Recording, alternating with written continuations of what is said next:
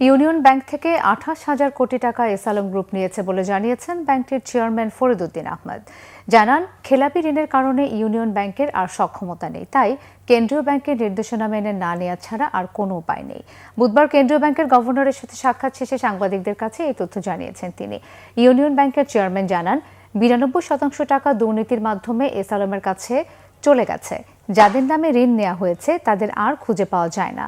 Union ব্যাংকে ২৬,০০০ কোটি টাকা আমানত আছে জানিয়ে ফরিদউদ্দিন আহমেদ বলেন, যেন আমানতকারীরা ক্ষতিগ্রস্ত না হয় সেদিকে গুরুত্ব দেওয়া হবে। আমরা খুবই অসুবিধার ভিতরে আছি, কারণ সবসময় ডিপোজিটাররা তাদের টাকা নেওয়ার জন্য আসে। আমরা তাদেরকে সবসময় অনার করতে পারছি না। তা এমত অবস্থায় গভর্নর মহোদয় সর্বশেষ যে কথা বলছেন যে আপনাদের ভিউ আমরা পেলাম এবং কেপিএমজি তো লিখিত রিপোর্ট এখানে আছে, এর ভিত্তিতে আমরা ফার্দার আলাপ আলোচনা করে যে পন্থাটা সঠিক হয়, সহজ হয়, দুর্বিষহ না হয়, সময় সাপেক্ষ না হয়, এরকম একটা উপযুক্ত ব্যবস্থা ইনশাল্লাহ আমরা গ্রহণ করব।